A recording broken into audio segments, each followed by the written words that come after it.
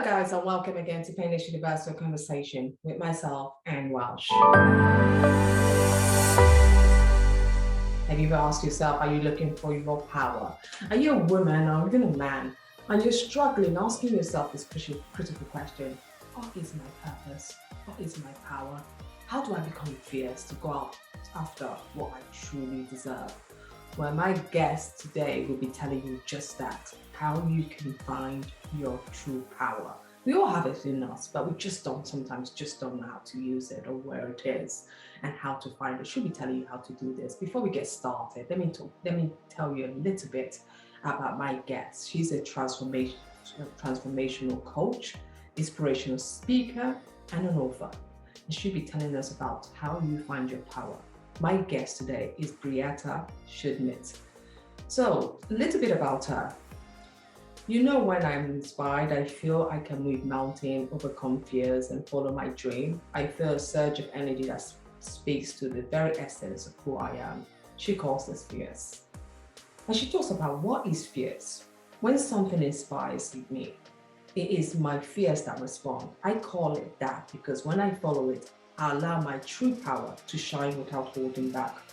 Fears also implies something that is not tainted by the norms that are learned and governed our everyday life. When she was 15, she moved to Germany, from Germany to Venezuela with her family. And it was there that her fears was ignited. She witnessed extreme poverty for the first time and how it was, was deeply affected, disproportionately affected by women. And she could not really accept these differences and how people have to suffer. So this sparked a question in her. I will be asking her to tell us about that question that was sparked in her when she found this thing happening in Venezuela from moving from Germany. She talks about her journey of what she's done. And it wasn't until she went to University of Sussex to study women's study that she realized she was not alone, and that there have been many women before her who have found the bravery within them to follow their own fears and use their power to create the change they wanted to see. So this has set her on a path to follow her fears and be true to her purpose. I'll be asking her, what is our purpose? How did she find her own purpose? And how can we find ours? I'm really excited to talk to my guest today. And I hope you enjoyed this conversation and you learn a thing or two about how you could find your power. Are you going for a new job? Are you starting a new life? Are you traveling, but you're not quite sure about how to take this advantage? Look, lockdown is over. The world is opening up, and this might be your time to try something new. Well, listen to this conversation and learn more. Meet my amazing guest, Brita, as she shares her story. Well, hello everyone, and welcome again to Painless Universal Conversation with myself and Welsh. As I said in my introduction, this conversation is really about helping you find your purpose. Are you stuck out there? Are you wondering how can you make a difference in your life or anyone out there, their own life? This conversation is really for you, and please keep listening. Take your time. Get a coffee and listen to this conversation, or water, whatever you enjoy. Get it and enjoy this conversation because it will really mean so much to you. You will learn so much about yourself, about being able to discover who you truly are as a woman, even as a man as well. That this will make a difference to you. My guest, Brita, will tell you a lot about her own life, what challenges she has had to overcome to find her joy, and why she's making it a big purpose of hers to help others find their purpose. How are you? So well, Anne, thank you so much for having me. Absolutely, anytime. I'm really delighted that you've taken the time out of your very busy schedule to join me today. I mean, your work is amazing. I mean, you are a transformation coach, you're an inspirational speaker, you're also an author. You've just written a book, which is, we'll be getting to that book later on in the conversation. And you really talk about stepping into your power. It's something you put it very boldly out there. Help women to discover the power they already have and unfold their potential. I think this is something we all get lost in. We think we have nothing. We think we're helpless. We think we can't do it because we always, probably as ancestries or probably people have always told us when we have no power. But when we get into that conversation with you, Brita, But before we get started, who are you? Tell me a little bit about yourself. Who are you? Yeah, thank you so much. And I love that question. And so often we answer that question by giving our job titles, right? I'm a transformation coach. And actually one of the things that I say in my book, Fierce to Fierce, is, we are not our job titles. Job titles are jobs that we might do for a while, that might help us to fulfill our purpose, but who we really are is much more about what matters to us and how we want to matter in the world. So for me, it has always been, for as long as I can remember, it has been about addressing inequality. And in particular, obviously, because I am a woman, and I have my own personal experience of what inequality does, it's really been about helping women to unfold their potential and really know that you are marvelous, you are amazing, you are powerful. And I know that you know it because you feel it here, but you don't quite allow it. And so this is me just really passionate about helping other women to ignite their fears. That's a big thing you do. Amazing. I mean, helping others, women especially, understand their own journey, understand their power. But when you look at your childhood, what was it like? Because I always ask people this question because there must be something in you that gave you that fire to believe women could be better than what we always think we are. What was that? What was your childhood like growing up?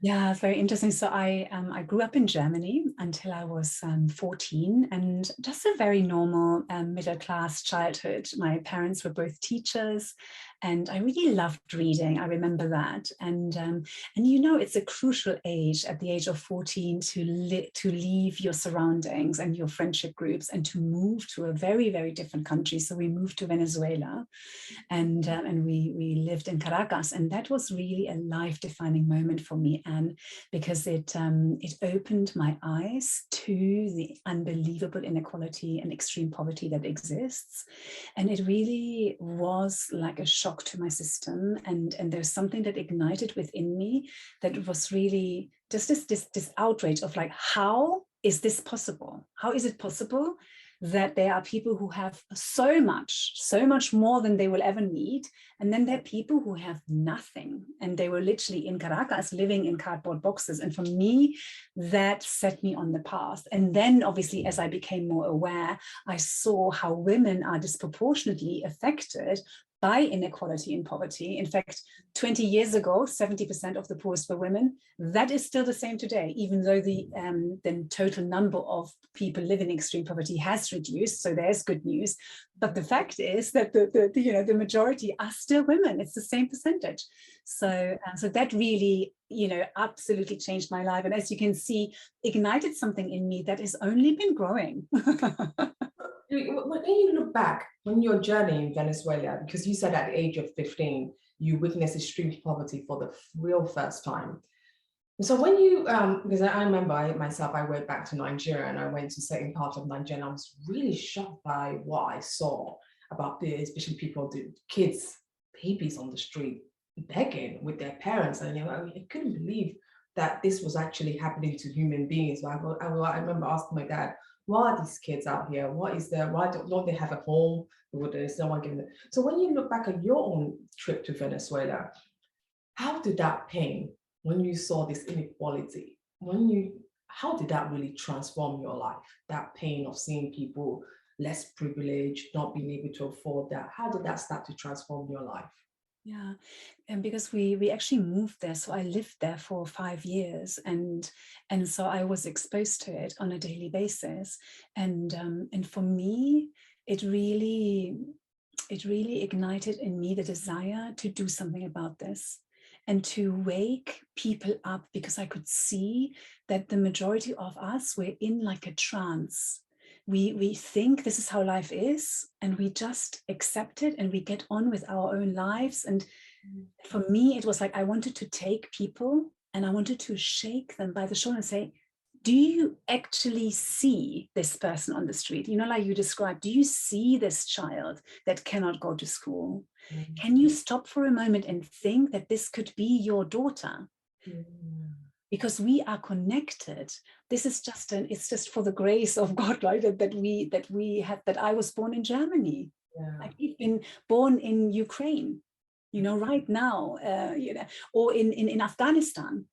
And so this, I just felt it so strongly, Anne. And this is what has I think really changed me, that I could see them like me. I didn't see them as someone else who, who was experiencing a hardship.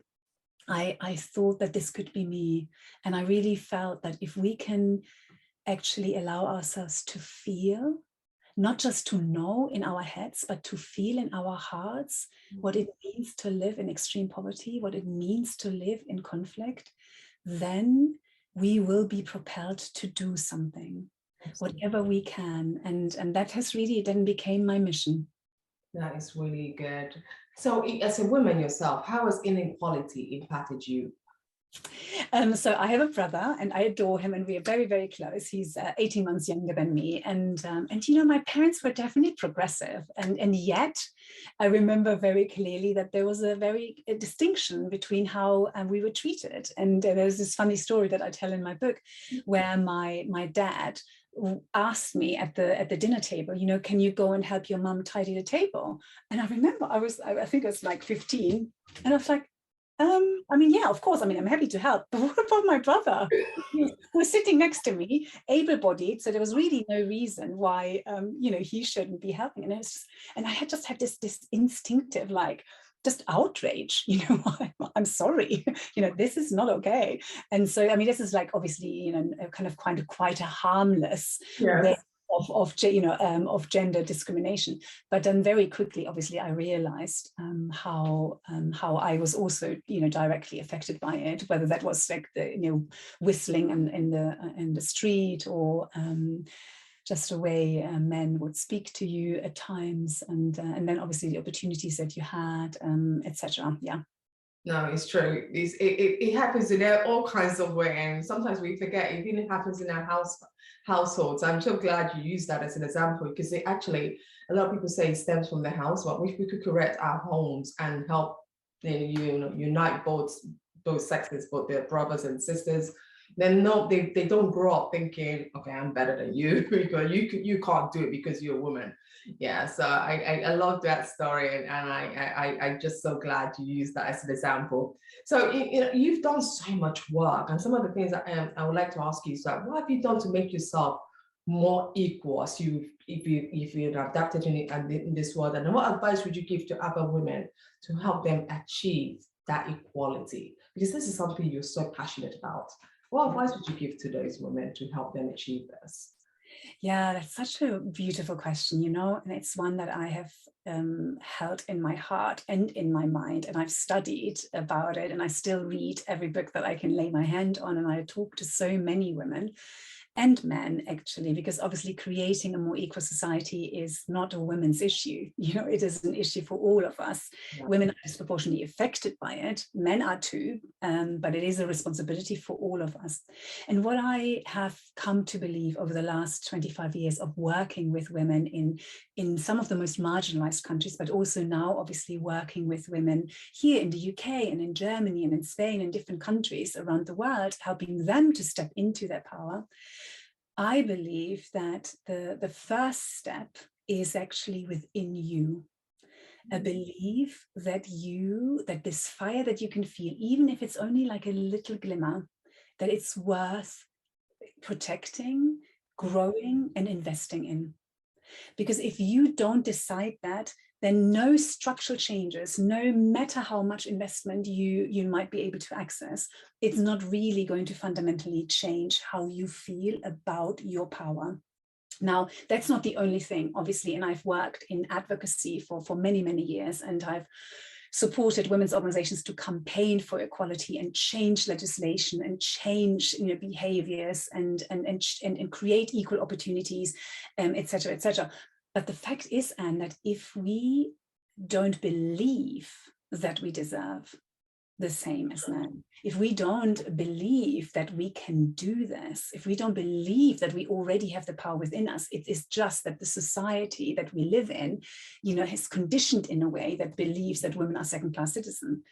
Right. So the key is that for us to change our belief systems and really step into our power, and then, yes, absolutely, come together with men and change the structures that are systematically disadvantaging women at the moment. But that's what really I have learned. And that's obviously why I have created my signature course, Step Into Your Power. And, I've got a group of women going through it right now. And the transformation that we can achieve when we just stop for a moment and we actually look at how we've been conditioned and whether we actually genuinely believe that women are less worthy. And then you're like, well, no, obviously I don't. Okay, all right, so let's change that then. Wow. That's actually, I was going to ask you about this step into our power, because when you say, you really say this very clearly. When we step into our power, we create change in our personal lives and in our community.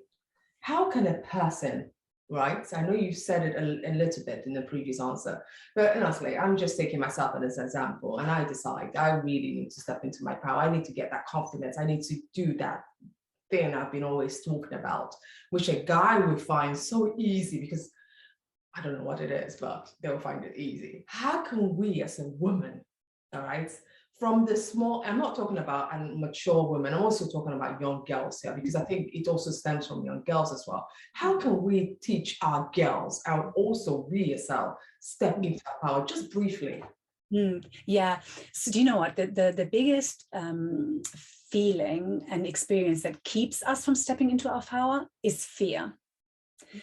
It's the fear that we're not complying, that we're not going to be the good girl that society expects us to be, that we're not going to follow the norm, right? This fear, and this fear is enormous.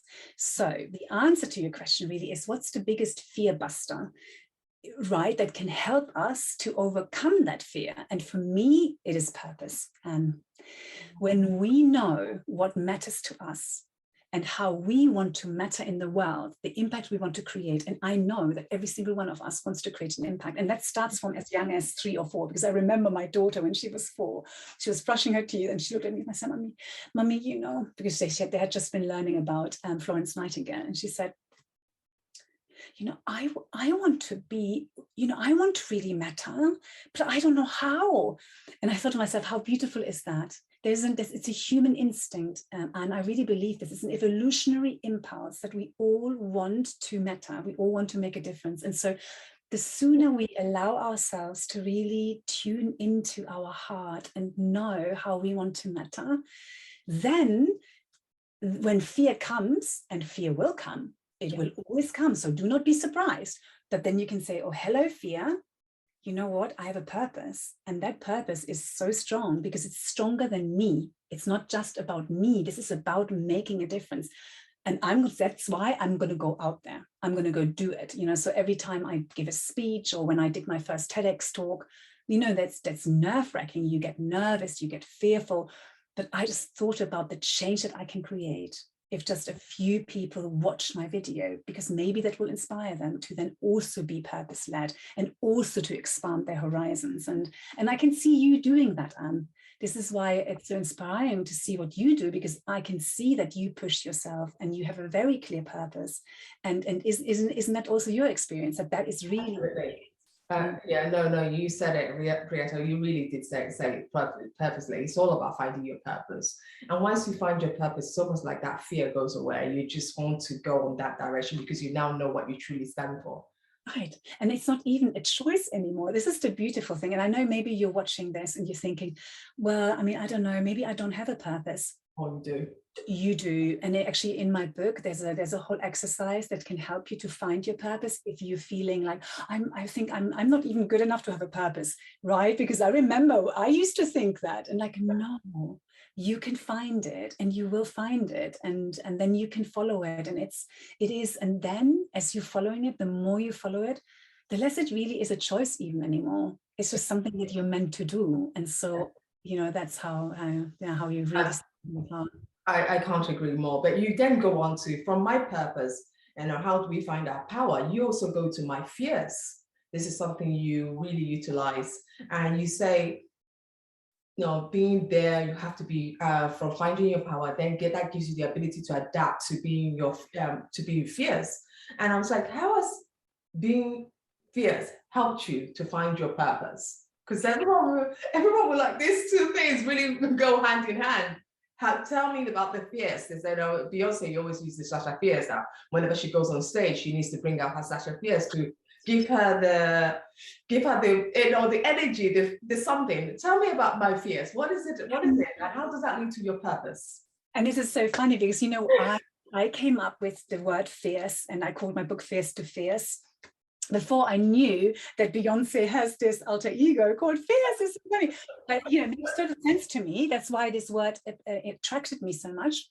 And actually, the way the journey goes for me, Anne, and this might be really interesting to your listeners, is that when I'm inspired, when something touches me so deeply inside, like in spirit, inspired, that's what responds to that. That's what I call my fierce, because it's like my essence. It's like my essence, like it's like saying me, this really matters. You know, that's like this. I say in my book, you know, check when you have goosebumps, because it's your body telling you, pay attention, this matters, right? And so then this is what, so this feeling of like goosebumps, that's what I call my fierce. And really what it is, and it's my power.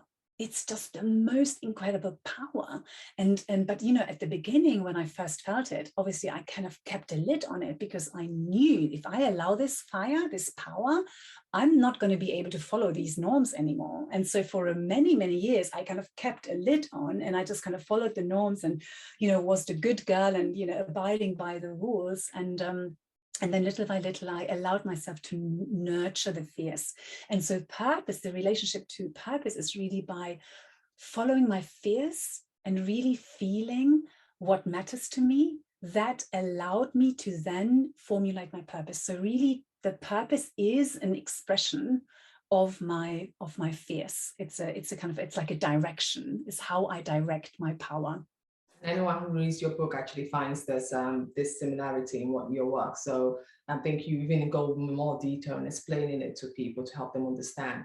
But one thing I always find it hard is that people don't find their purpose. People find it difficult to find their purpose. When you give guidance, what kind of tipping points would you just try to tell them, especially when you just said it, so people just say, I can't find it. What kind of guidance would you tell them that these are some of the things you could do to help you find what you truly are? Yeah, exactly. And just so you know, this really works because in my course, Step Into Your Power, one of the lessons is actually on defining your purpose. And so what I invite you to do is to think back to moments that have really shaped your life. And you will immediately remember, right? Because these are big moments, and they often tend to be challenging moments where you have overcome a difficulty. And then I invite you to really remember what it felt like, and what you learned out of that experience, and what values did you take within you as a result, because these experiences, they shape you. And actually sometimes, you know, people say that the kind of traumatic events that we have experienced really shape your purpose, your kind of, you know, evolutionary impulse, and it's very specific to you, because only you have had this specific life. And so this is one of the key ways that you can find out what matters to you. And what I then invite you to do is to write down the words that come up and the values. And then I invite you to look at these words and see what sort of sentence might be emerging. You know, how are these words speaking to you, in order to help you to create a sentence. And you can play around with it. You know, it doesn't have to be perfect, and you can adjust it and you can change it. But to have a sentence where you can say, you know, my purpose is to inspire women to follow their fierce, which is my purpose, is very powerful, isn't it, Anne? It's very, very powerful for me to hear me say it, but it's also very powerful for the people around to hear that clarity and conviction. And so this is how the ripple effect, you are already, merely by saying it, you're already having an impact on the people around you. Absolutely.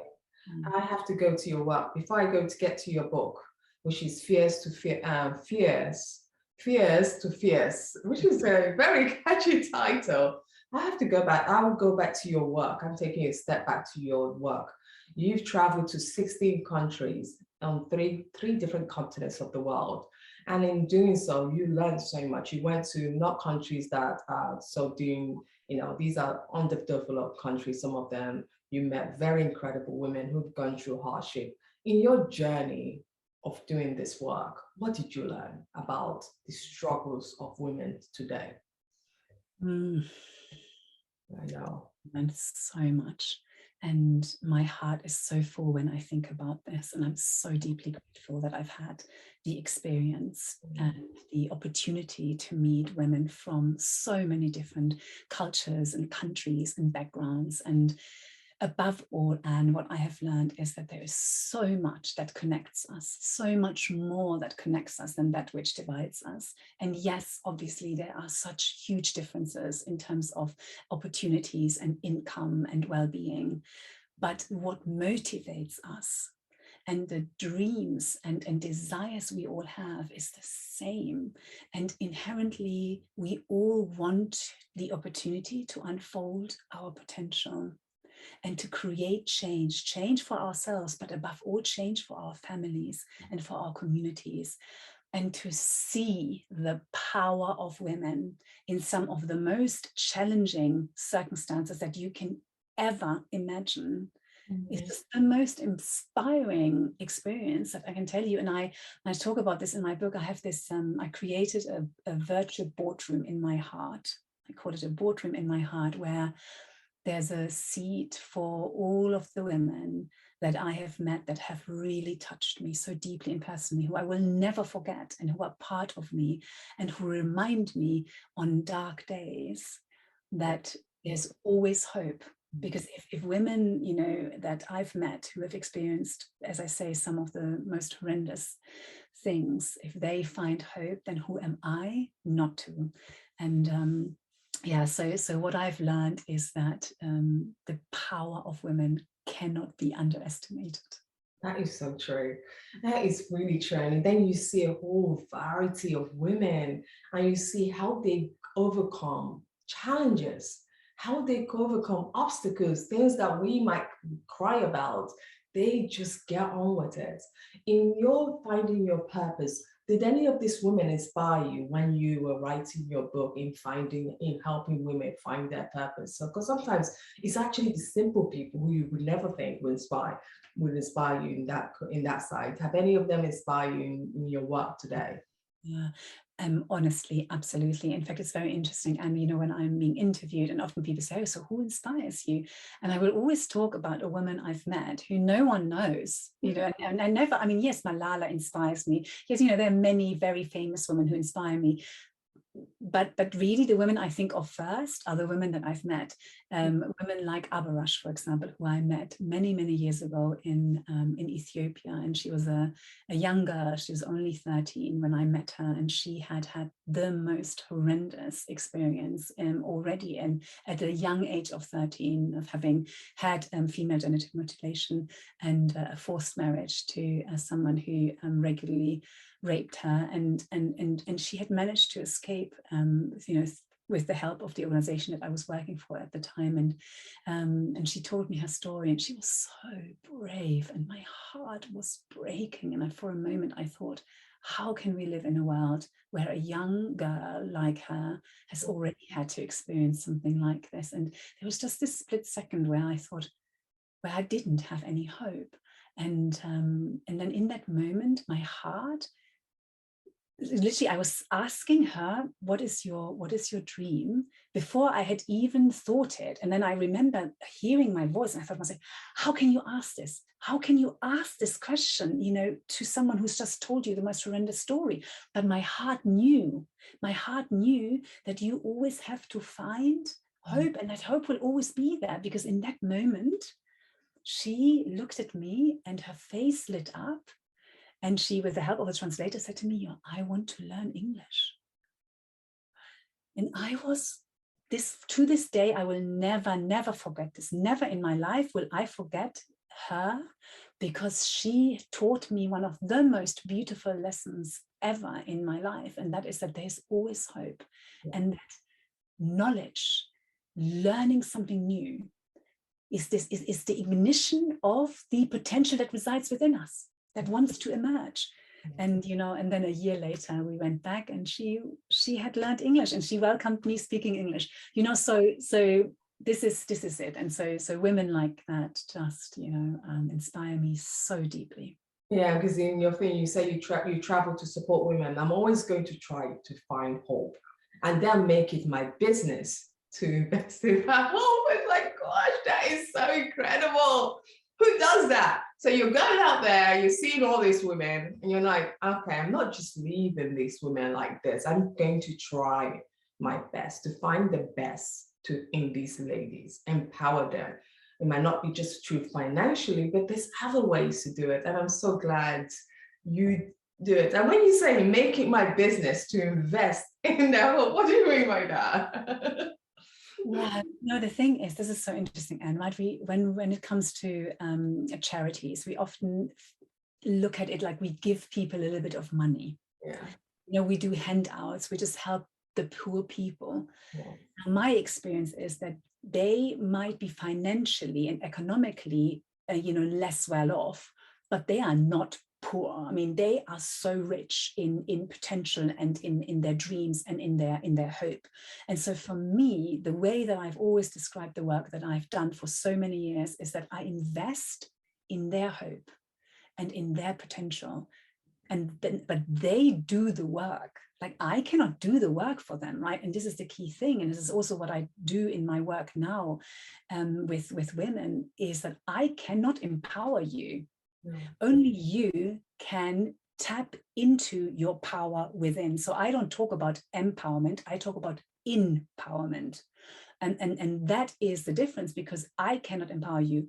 You can say, okay, I am going to step into my power, and that's empowerment. And that's the same for everyone around the world. So, and I think that's really important to me in the work that I have done there, because it creates a more of a level playing field. It's not that I know everything and I'm going to give you a little bit of my knowledge or a little bit of my money. No. No, Brita, that's really a helpful way of really looking at it and really empowering those women and getting them to really learn to fish and do the thing themselves, and empower them in what their true vision are. And we're going to your book because I have to talk about it. You have written a book, Fears to Fierce: Women Guide to Owning Her Power. This is amazing. We need a guide, absolutely, because sometimes we want to own our power, but we're not quite sure how, where, why, should I? We also have to have all these impossible, difficult questions. But you give it, what are some of the messages you could share from your book? Yeah, so the first really important message is that the power that you wish you had is already within you. So really, and this goes for men and women the same. So if you're sitting there and you feel a lack of confidence, you feel an imposter syndrome, you feel, everyone else is achieving everything they want to achieve, but you don't. This is all part of our conditioning, as you said very early on, Anne. We grow up and we're constantly told, now you need to go to school, and then you need to go to university, and then you need to find your first job, and then you need to get a better job, and then you need to become the executive director, and then and then maybe one day you'll be worthy. Actually, maybe one day you'll be good enough. Yeah. Particularly for women, I would argue that is something that we have really inherited. We're not really good enough because we constantly compare ourselves in a society that values women less. And so to actually flip this all around and take as a starting point that you already have all the power in you. And so now it's actually a question of, how can I allow that power to shine? Just changes your mindset in that very moment already. And then the work that I do is, and this is what the book does, it's a very practical book with every chapter has some practical tips that from things that you can try out to reflections that you can write and things that you can think about. And it really is about dismantling our belief system. That's obviously part of the conditioning. So if I believe that women are just not meant to be as successful as men, well, if I believe that is going to influence how much I'm going to try and be successful. It just will. So this is just one example around the beliefs. And so, so that's number one, that the power already resides within you. And then it's just very, very practical. The next message really is that you can change. You can change your belief patterns, and you can, you can change your I kind of talk about an operating system, right? So we've been conditioned. It's like an, operating system. And now we realize this doesn't actually serve us. Okay, so like if a computer is old and it doesn't work anymore, we get a new one. Okay, well, let's do that. Let's create a new operating system that will actually serve us, that will allow our fears to, ignite, and our power to be shining visibly to those around us. And this is because obviously this kind of links back to, why does this matter? This matters because it allows us to live a fulfilled life, but more importantly, potentially, it will allow us to make the difference that we are meant to make in our lifetime. That's really true. I love that. You have a computer and the batteries run out, it's not working. You need a new operating system. We go out and buy new sets. Why don't you think for your own life you need a new set, new mentality, new physical? And anyone who wants to get your book, how do they get access to it? Well, it's in all the major bookstores, and I know Amazon, Waterstones, Blackwords. It's I can show you. This is what it looks like. Oh, yes, beautiful. So, okay. Oh, guys, I would definitely encourage you to buy it, because I had my copy is still coming. I just ordered it, so I'm really excited about that. And it is from the synopsis I read about it, it's a really fabulous book, and really gives you the guide. It makes you fearless. It makes you confident in knowing there's this power within you to get that Sasha Fierce out and bring out the big you. If you're going for an interview, something I would encourage anyone to read. If you're going for something, any life changes you want to do, this is something that will give you that power to go for it boldly. Brita, before I let you go, I have to ask you the final question. How do you bring joy, inspiration, motivation to your life? I mean, first of all, with conversations like this, whether they're conversations that I have with somebody, or whether I listen to podcasts or videos or series, I'm always inspired by other people who are brave enough to I guess to get a new operating system and to try something new. So being inspired by others is something that really gives me a lot of motivation. And then the other thing is really to be out in nature. It's more and more something that really nurtures me and gives me the headspace and gives me the appreciation of this beautiful life that we have, even when things can be hard. Doesn't mean that everything is hard, and there might be sun might be shining, or right now the sky is blue, and I think even though Russia has just invaded Ukraine, there's still, the sky is blue, and there's always hope, and that's what I'm going to continue to invest in. So that's really a miracle, and I really thank you so much for giving power to women, especially people. I think from your experiences, you've been to so many countries, and you understand that when women are given the tool to do the right thing, they not only do it for themselves, but they add tremendous value to their family. So it's always good when we could empower more women to find their joy. I really appreciate this. Any final words before I let you go? Thank you so much. No, just to say thank you for giving me this opportunity, and for you who are, if you're watching and you really, has something sparked in you, do get in touch. And this is obviously my purpose. So you would be helping me to fulfill my purpose. And this is what I always think, Anne, when we ask for help, we feel embarrassed, but actually think about the fact that you're giving someone the opportunity to help you. And I think that's so beautiful. So yeah, that's a good way to put it. It's true. You're giving someone the opportunity to help you. It's also an honor for them. It's like you see your little child struggling and you're hoping, please just let me help you. Let me do it for you. Yeah. Exactly. Thank you so much. I really appreciate your time. Thank you, Brita. Thank you.